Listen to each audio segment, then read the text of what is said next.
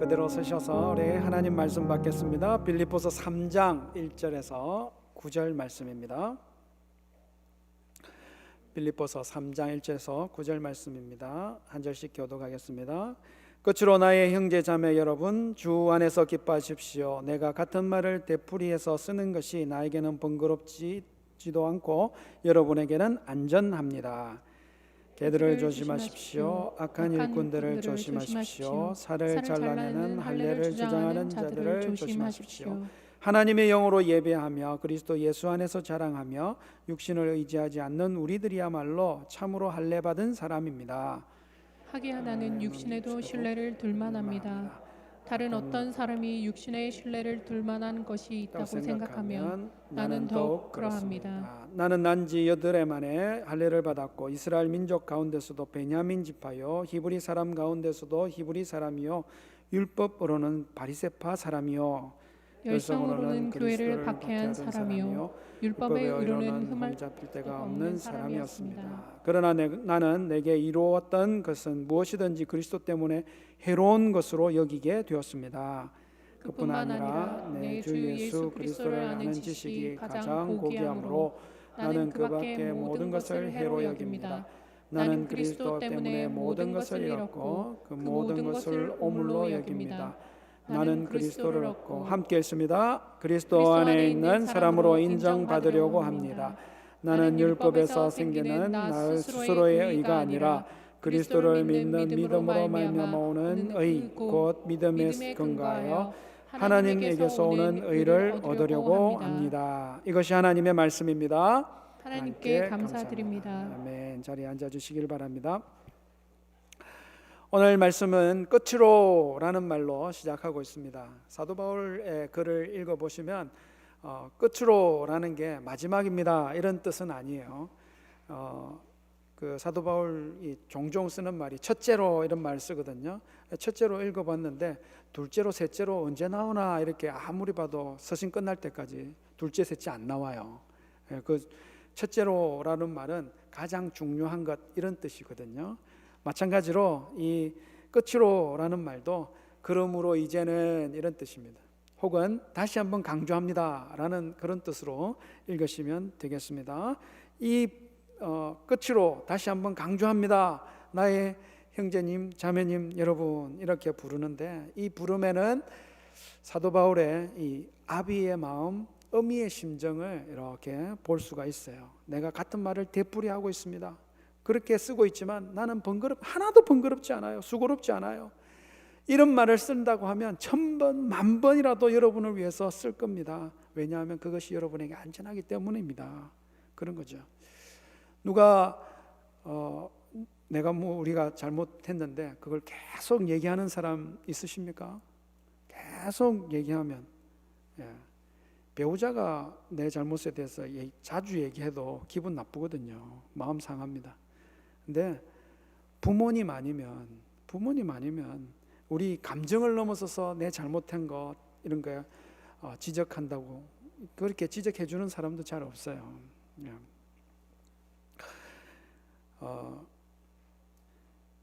제가 이렇게 손을 잡고 이렇게 쓰잖아요. 그러면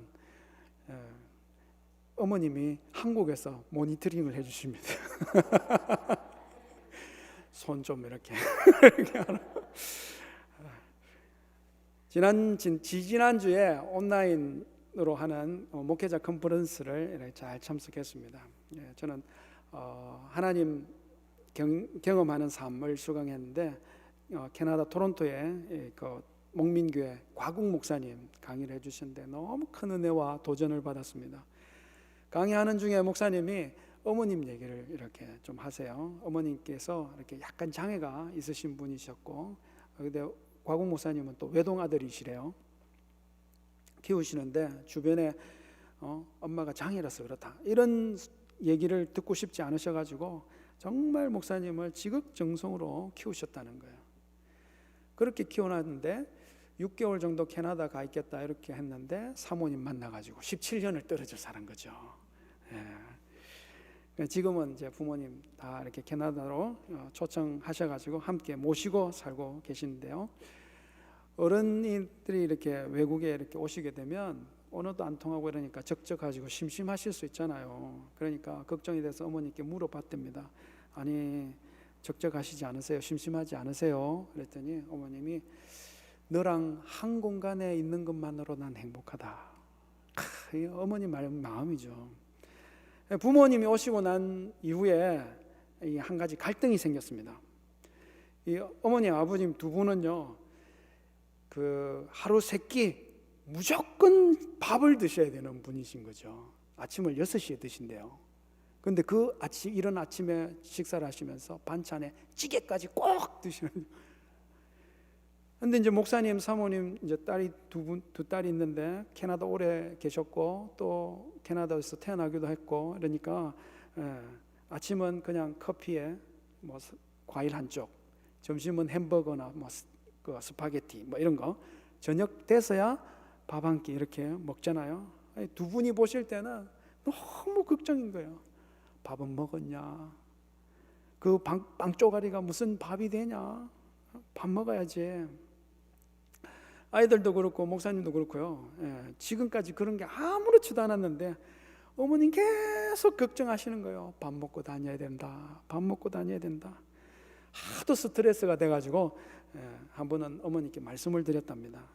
어머니, 제가 나이가 이제 50이 훨씬 넘었는데 어머니 너무 걱정 안 하셔도 돼요. 건강하게 잘 먹고 그렇게 있으니까 밥 먹는 것 때문에 더 이상 안 물어보셔도 돼요. 말을 그렇게 한다고 해서 뭐 어머니가 고치시겠어요? 불쑥불쑥 또 나오는 겁니다. 밥은 먹었냐? 밥 먹고 다녀라. 밥 때문에 너무 스트레스를 받아가지고 스트레스를 받고 있는데 어느 날 새벽에 하나님이 불쑥 이렇게 말씀을 하시더래요. 웅아, 내 엄마가 밥 먹었냐 하는 말은 웅아 사랑한다 라는 말이란다. 그 말씀에 목사님이 새벽에 많이 우셨다는 거죠. 여러분, 하나님께서 우리에게 반복적으로 말씀하고 계신 게 있습니다. 그거 그냥 말씀하시는 게 아니에요. 정말 사랑하시기 때문인 줄 믿으시기 바랍니다. 그래서 자주 말씀하시는 거예요. 계속 반복해서 말씀하시는 거예요. 우리 삶 가운데 하나님께서 자주 말씀하시는 거 있잖아요. 그 부분에서 우리가 자주 넘어지기 때문에 그 부분 고치시기를 원하셔서 계속 말씀하시는 겁니다. 혹시 앞으로 이렇게 좀 잘해줬으면 좋겠다 이렇게 바라시는 게 있기 때문에 우리에게 자주 말씀하시는 거예요. 왜요? 너무너무 사랑하시기 때문인 거죠. 그래서 오늘 말씀 제목을 그렇게 정했습니다. 반복하시는 것을 지키는 게 안전합니다. 한번 읽어보겠습니다. 시작. 반복하시는 것은 지키는 게 안전합니다. 원래는요, 잔소리는 빨리 순종하는 게 상책입니다. 이런 느낌으로 이제 좀 적으려고 했는데 우리가 교양이 있잖아요, 그렇죠? 기본적으로 좀 품격이 있기 때문에 성경에 있는 단어를 그대로 썼습니다. 반복하는 것은 지키는 게 안전합니다. 여러분, 반복은 언제까지 할까요? 반복하는 그 말대로 살 때까지 하는 겁니다. 잔소리는요, 삶으로 순종할 때까지 끝나지 않아요. 여러분, 말씀대로 지키면 지켜보고 난 후에야 왜 말씀을 그렇게 계속 그렇게 내게 하셨는지를 나중에 알게 되는 겁니다. 여러분, 반복해서 말씀하시는 것은요, 빨리 지키는 것이 안전한 줄 믿습니다. 되도록이면 반복 없이 조금이라도 빨리 그 말씀을 지켜 행하는 것이 더 이로운 줄 믿습니다. 그럼 빌립보 교회에 반복하여 말씀하고 있는 말씀이 무엇입니까? 오늘 본문을 이렇게 읽어보면요, 어떻게 하라라고 하는 그 말이 총 명령어가 4가지가 나오는데 하나와 3개로 이렇게 2개로 두 부류로 나눌 수가 있습니다. 첫 번째 나오는 명령은요, 주 안에서 기뻐하십시오입니다. 한번 읽어보겠습니다. 시작. 주 안에서 기뻐하십시오. 빌립보서가 기쁨의 서신이잖아요. 단일 서신으로서 기쁨, 기뻐하라 이런 단어가 제일 많이 나오는 단어가 빌립보서입니다. 그러니까 이 빌립보서는 계속 반복하는 말은 기뻐하십시오라는 말이죠. 자, 1절 우리 한번 읽어보겠습니다. 1절 시작. 끝으로 나의 형제 자매 여러분, 주 안에서 기뻐하십시오. 내가 같은 말을 되풀이해서 쓰는 것이 나에게는 번거롭지도 않고 여러분에게는 안전합니다. 끝으로 마지막이 아니라고 했습니다. 한 번 더 말하는 것이죠. 한 번 더 말합니다. 내 형제 자매 여러분, 주 안에서 기뻐하십시오. 지금까지 기뻐하라는 말 몇 번 했을까요? 많이 했습니다. 예, 많이 했습니다. 앞으로는요, 계속 할 겁니다. 여러분, 계속 할 거예요. 예. 언제까지 한다고요? 빌립보 교인들이 정말 기뻐하기를 원하는 겁니다. 늘 기쁨 가운데 살기를 바라기 때문에 계속 기뻐하라고 말씀하십니다. 그러면 왜 빌립보 교회를 향하여 기뻐하라고 말하게 되었습니까? 빌립보 교인들이요, 종종 기쁨을 잃어버리기 때문에 그런 거죠.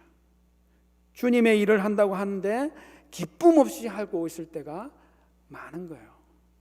그래서 너무너무 안타까운 것입니다. 자녀 같은 빌립보 교회를 향하여 사도 바울은 어미의 심정을 가지고 같은 말을 계속 되풀이하고 쓰고, 번거롭지도 않대요. 너희들이 안전하니까. 어떻게 된다면요, 빌립보 교회가 기뻐하기만 할 수 있다면, 너희들이 기쁨이 회복될 수만 있다면 1000번이고 10,000번이고 계속 같은 말을 할 수 있다는 것입니다. 잔소리는 언제 끝난다고요? 잔소리대로 살면 끝난다고요. 빌립보 교인들이 기쁘게 살 수만 있다면 정말 계속 반복해서 얘기할 거라는 거예요. 그러면 이 빌립보 교인들이 어째서 기쁨을 잃어버렸을까? 어떤 이유에서 기쁨을 잃어버리고 신앙을 하고 있을까? 기쁨 없이 신앙생활을 할 수 있는 거잖아요. 한번 이렇게 물어보면 스스로 생각을 한번 해보실 수도 있습니다. 여러분, 신앙이 기쁘십니까? 지금 신앙생활 하는데 항상 기쁘신가요? 데살로니가 전서 5장 16절, 17절, 18절에 아주 유명한 구절이죠. 항상 기뻐하라, 쉬지 말고 기도하라, 범사에 감사하라. 이는 그리스도 예수 안에서 너희 안에 너희를 향하신 하나님의 뜻이니라. 여러분, 쉬지 말고 기도하는 것, 범사에 감사한 것, 요거는 하라 하면 좀 할 수 있겠는데, 항상 기뻐하라? 뭐 기쁜 일이 계속 있어야 항상 기뻐하는 거 아닌가, 이런 생각이 듭니다. 계속 기쁜 일이 생기는 건가요? 예. 왜 그럼 계속 기뻐하라 이렇게 얘기하는 것입니까? 이렇게 해서 한번 생각해 보는 거죠. 언제부터 내 신앙의 기쁨을 잃었던가?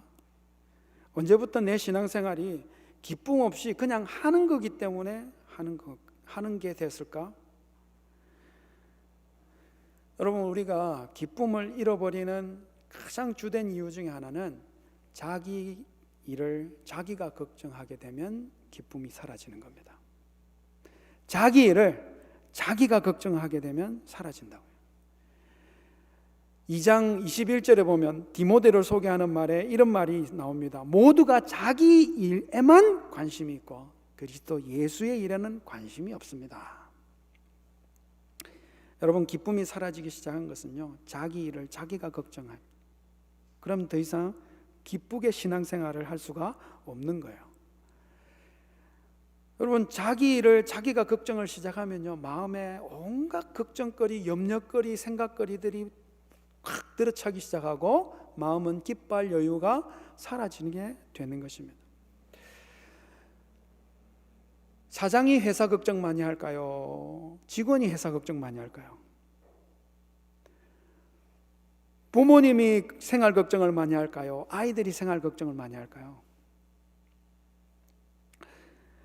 회사에 같은 경우는 참 그런 사람이 드물긴 한데, 만약 직원이 사장만큼 회사 걱정을 하면 그 사람 상 줘야 되는 거죠. 틀림없이 그 사람 승진하든지 앞으로 사장이 될 사람입니다. 그런데 가정은 달라요. 부모님이 계신데 아이들이 부모가 해야 되는 그런 생활 걱정을 하고 있다면 어떻게 될까요? 아이가 이번 달 우리 집세 낼 수 있을까? 아이가 내일 끼니를 어떻게 해결할 수 있을까? 여러분, 이런 걱정하고 있는 아이가 있습니까? 특별한 돌봄이 필요한 아이죠.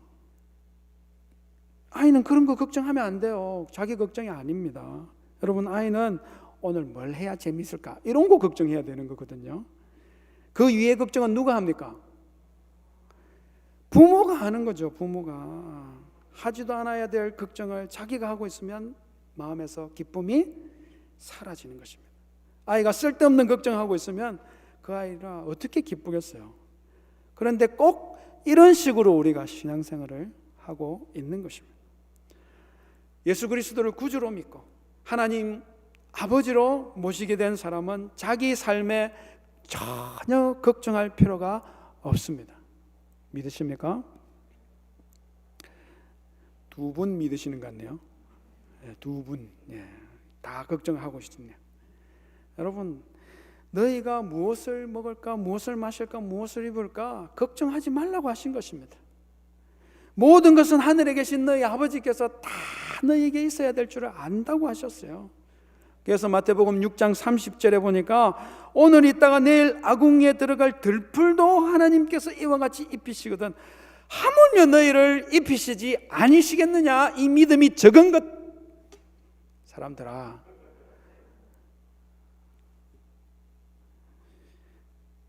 그렇게 걱정을 하면요, 기쁨이 사라질 뿐만 아니라 하나님을 안 믿는다는 것가 되는 거죠. 제가 가정교회를 좀 잘 배워보고 싶다고 한 분 한국에서 다 내려놓고 여기 왔잖아요. 너무 감사하게도 우리 이상래 목사님 만나게 되고 우리 미라클랜드 교회로 인도하심을 받아서 얼마나 감사한지 모릅니다. 그러니 뜻밖에도 목사님 급속히 이렇게 안 좋아지시고 소천하게 되셨어요. 야, 이제 나 어떡하지? 어디로 가야 되지? 아직 목사님께 제대로 많이 못 배웠는데 앞으로 어떻게 해야 되나? 이런 걱정 제가 했을까요? 안 했을까요?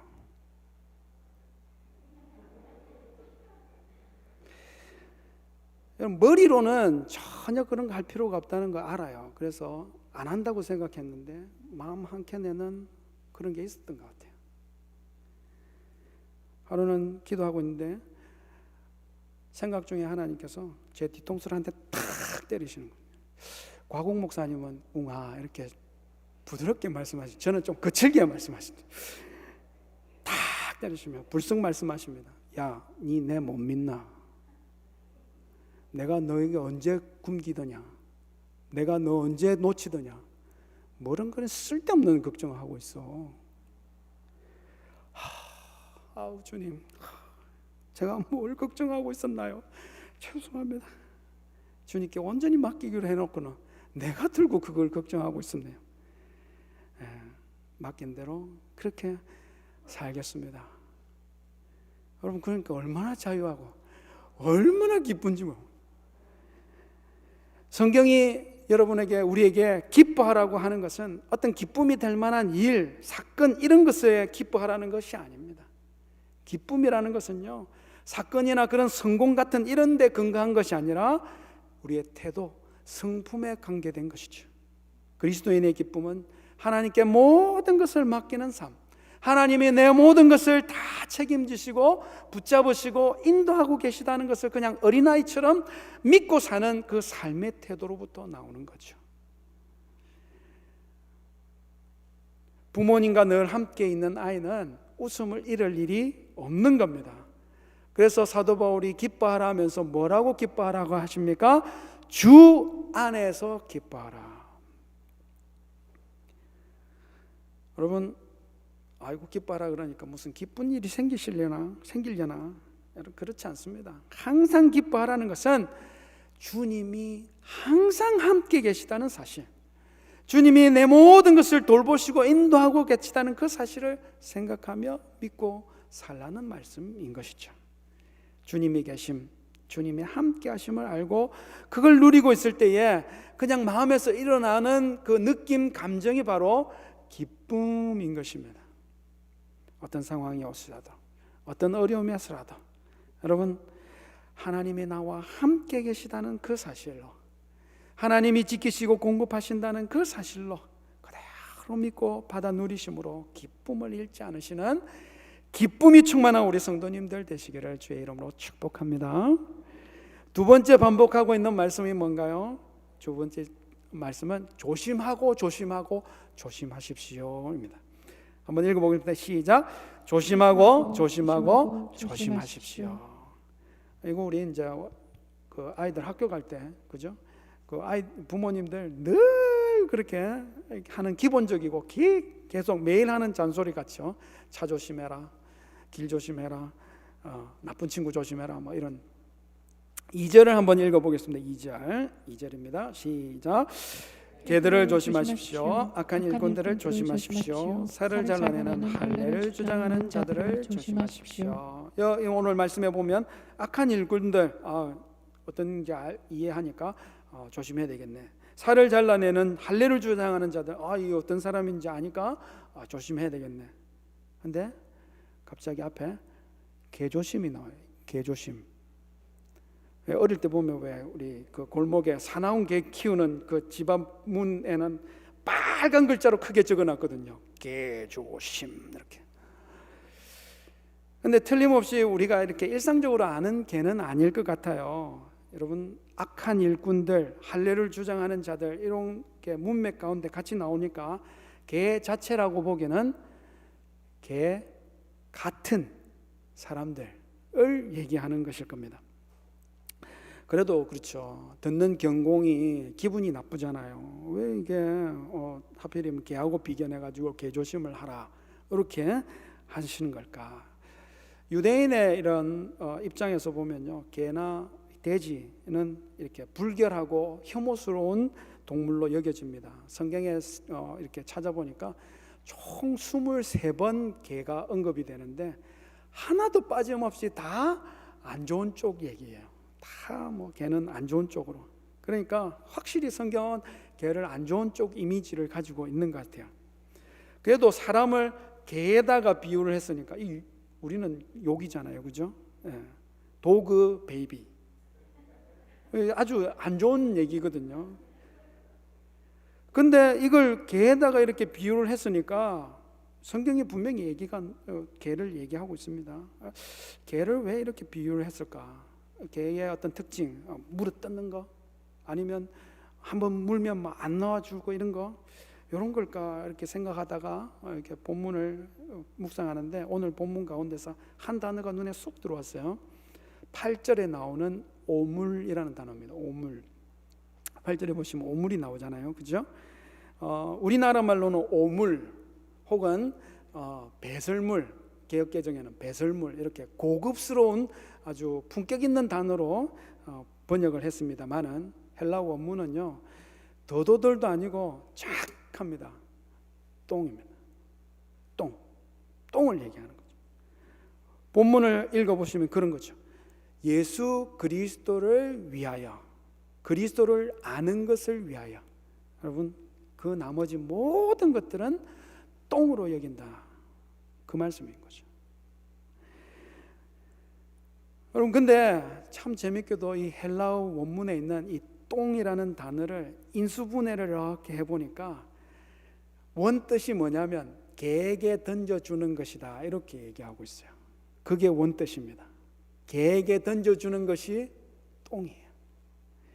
아하, 그러니까 우리가 조심해야 되는 개는 똥개인 거죠. 똥개를 조심하라는 겁니다. 똥개를. 여러분, 똥개의 가장 큰 특징이 뭘까요?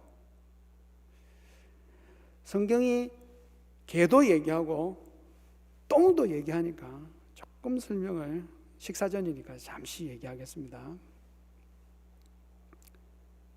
똥개의 가장 큰 특징은 자기가 한 거 다시 맛있게, 아시죠? 놀랍게도 이 똥개의 특성을 정확하게 인용해서 어떤 사람이 이와 같은 사람인지를 사도 베드로가 정확하게 얘기하고 있습니다. 베드로후서 2장 20절에서 22절에 보시면 이렇게 나옵니다. 사람들이 우리의 주님이시며 구주이신 예수 그리스도를 알므로 세상에 들어온 것들에서 벗어났다가 다시 거기에 말려들어서 정복을 당하면 그런 사람들의 형편은 마지막이 더 나빠질 것입니다. 그들이 의의 길을 알고서도 자기들이 받은 거룩한 계명을 저버린다면 차라리 그 길을 알지 못했던 편이 더 좋았을 뻔했습니다. 22절 한번 읽어보십니다. 시작. 다음과 같은 속당이 그들에게서 사실로 받아들였습니다. 개가 자기가 토한 것을 도로 먹는다. 그리고 돼지는 몸을 씻고 나서 다시 진창에 뒹군다. 여러분, 그러므로 사도 바울이 빌립보 교회에 조심하라고 당부한 개들, 이 똥개 같은 사람들은요, 믿음으로 세상에 들어온 것에서 벗어났는데 다시 세상을 사랑하고 다시 그 세상을 연모하고 그 세상을 따라 살려고 하는 사람을 말하고 있는 겁니다. 그런 사람 과연 있나요? 예수님 믿고 죄에서 씻음을 받고 세상에서 깨끗함을 입었는데 다시 그 죄를 즐기려고, 세상을 즐기려고 가는, 안 들키면 그대로 교회에 나와요. 안 들키면 그대로 직분도 가지고 그래요. 근데 삶은 은밀하게 세상을 따라, 죄를 따라 사는 그런 사람입니다. 그런 사람 보신 적 있으십니까? 그런 사람 보신 적 있어야 이 사람은 조심해야 되겠네 할 거잖아요. 제가 미국 교회는 아직 잘 모르겠는데요, 한국 교회는요, 안타깝게 종종 보아왔습니다. 오늘 말씀 기준으로 한다면 완전 거의 개판이에요. 개판. 신앙이 없어진 지는 오래고요. 권력욕에, 명예욕에, 자기과시에 싸우고 다투고 질투하고 시기하고 모욕하고 탐욕하고 서로 물어뜯고, 교회 아닌데 정말 세상에 들어온 모습 더 많이 보는 것 같아요. 개들을 조심해야 되는데 다들 그 같으니까 누구와 누구를 조심해야 될지 난감합니다. 어쩌다가 교회가 이 지경이 되어버렸는지 정말 마음이 아플 때가 많습니다. 도대체 이 사람들은 어째서 이렇게 변해버렸을까요? 이 사람들이요, 틀림없이 처음 믿었을 때는 누구보다 열심히 있는 사람들입니다. 누구보다도 뜨겁게 신앙했던 사람들이었어요. 그러나 어느 날부터인가 조금씩 변하더니 결국 조심해야 되는 그런 개 같은 사람이라고 욕을 먹기에 이르게 된 것이죠. 여러분, 이렇게 된 이유가 많이 있겠지만 어쩌면 가장 주된 이유는 오늘 말씀 있는 것처럼 육신을 의지하고 육신을 신뢰하기 시작했다 한 거죠. 3절 4절에 이렇게 나옵니다. 하나님의 영으로 예배하고 그리스도 예수 안에서 자랑하며 육신을 의지하는 우리야말로 참으로 할례받은 사람입니다. 하기야 나는 육신으로도 신뢰를 둘만한데 다른 어떤 사람들이 육신에 신뢰를 둘만한 것도 있다고 생각한다면 나는 더욱더 그렇습니다. 여러분, 구원받을 때요, 우리 육신이 어떠함 때문에 혹은 우리의 육신이 어떤 구원의 조건이 되어서 우리가 구원받은 것입니까? 아닙니다. 구원받은 이후에 하나님께서 우리에게 일을 맡기시고 우리가 하나님의 일을 맡을 수 있게 될 때 우리의 육신에 무슨 능력이 되거나 스펙이 되거나 무슨 경력이 되거나 그 일을 잘할 수 있을 만한 조건이 되어서 하게 된 것입니까? 전혀 아니잖아요. 그런데 왜 이 사람들은 구원받을 때나 하나님의 일에 동참할 때나 전혀 상관도 없었던 그 육신을 이제 와서 좀 의지하려고 하고 이제 와서 신뢰하려고 그렇게 생각을 하게 된 것일까? 혼자 생각해. 모든 원인을 우리가 다 알 수가 있겠습니까만은 제일 큰 가능성은 아마도 명예욕이 아닐까 이런 생각을 하게 됐습니다. 어느 순간부터 사람에게 인정받고 싶어지고 사람에게 칭송을 받고 싶고 칭찬을 받고 싶어진 그런 욕심이 설그머니 들어온 게 된 것이죠. 예전에 섬기던 그 교회 목사님이랑 교회에 대한 이런저런 이야기를 하고 있었습니다. 그때 한참 있잖아요, 은퇴하신 장로님 한 분이 목사님을 엄청 힘들게 하고 있었어요. 이유는 자기 아들이 안수 집사님이신데 장로 선거 피택이 안 된 거예요. 근데 아들 장로가 안 된 거를 목사님 때문이라고 탁 긁고 넘어진 거죠. 목사님도 한 표거든요, 그냥. 근데 목사님 때문이라고 탁 긁고 넘어지니까 그 다음부터는 모든 걸 긁고 넘어지시는 거예요. 얼마나 힘들게 하는지. 목사님께 이렇게 여쭤봤어요. 아니, 목사님 참 그렇게 평생을 그렇게 신앙 잘 하셨는데 왜 그러실까요? 목사님께서 지나가시는 말씀으로 그래 하세요. 모르지 뭐. 근데 남자 나이가 50이 넘어가면 성욕보다 명예욕이 강해진다. 그렇습니까?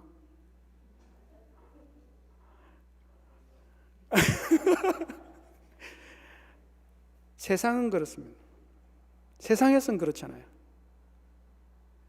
세상에서는 전혀 그렇지 않다가 예수 믿고 교회에 들어와서 교회에서 조금 세움을 받으니까 그만 세상의 그 더러운 원리를 교회에서 쓰려고 하는 겁니다. 그래서 똥개라고 비유를 된 거죠. 여러분, 그런 사람들이 교회 안에서 뭔가 내세울 만한 그런 육신의 어떤 것, 그게 뭘까요?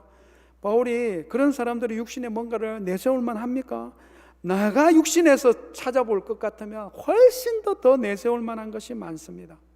5절 6절 나는 난지 8해 만에 할례받고 이스라엘 민족 가운데 베냐민 집하고 히브리 사람 중에 히브리인이고 율법으로는 바리새파고 열성으로는 교회를 받겠고 율법의 여로는 흠잡을 데가 하나도 없는 그런 사람입니다. 여러분, 교회에서 육신으로 내세울 만한 거 나 따라올 사람 있으면 몇 명이나 될 것 같아요?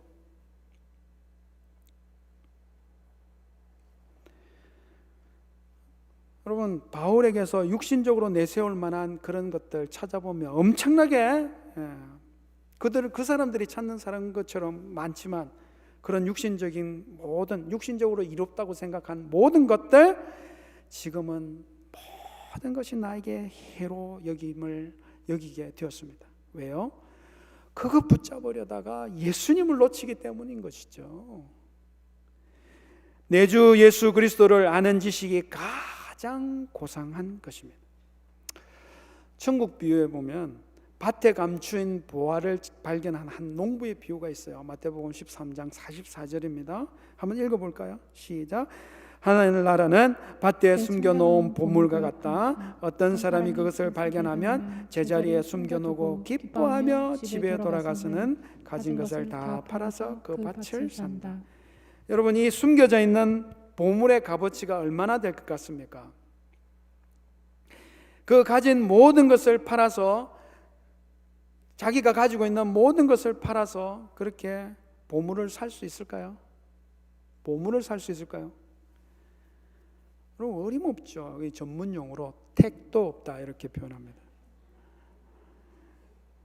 여러분, 그런 보잘것없는 몇 푼 안 되는 전 재산 팔아서 겨우 흐름한 그 밭을 산 거예요. 그렇게 밭주인이 되고 나서 보니까 그 밭에 발견된 그 보화가 자기 것이 된 것입니다. 그런데 그 보물 주인이 되고 나서 이전에 팔았던 흐름한 그 집, 그게 그리워지고 그 입었던 누추한 옷, 여러분, 그게 다시 입혀지고 싶은 그런 사람 있습니까? 지금 자기가 가지고 있는 그 옛 사람의 삶의 기준, 자기가 버렸던 그 삶의 기준을 다시 잡고 자기 명예를 한번 세워보려고 하는 그런 것을 얘기하는 거죠. 아직 자기가 본인이 아직 신앙이 짧거나 나는 초신자입니다 이렇게 이렇게 여기시는 분은 이게 이제 잔소리 수준으로 들리실 것입니다. 개조심해라, 차조심해라 이런 거. 여러분, 그러나 잘 들어놓으세요. 조심해야 할 것입니다.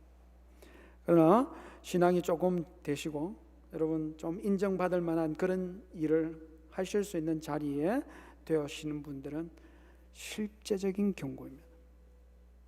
실제적인 경고입니다.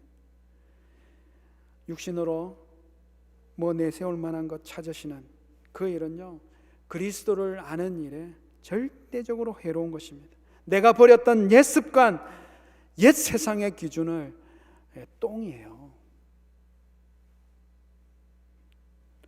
똥개 같아지면 안 되는 것입니다. 똥이 똥으로 보여야 되는데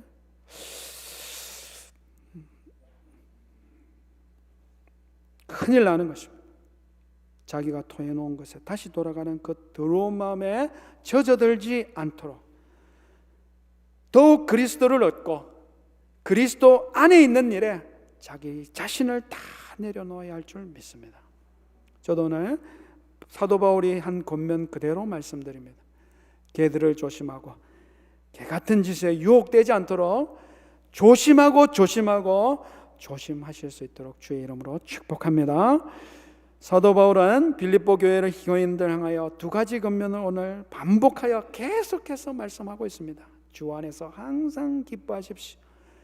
개들, 악한 행실을 하는 자들, 할례를 주장하는 자들 조심하고 또 조심하고 조심하십시오. 우리 주님을 얻고 주님 한 분만으로 충분하고 사람의 인정이 아니라 하나님의 인정으로 만족할 줄 아는, 그래서 항상 주 안에서 기쁨을 누리시는 믿음의 사람 다 되시기를 주의 이름으로 축복합니다.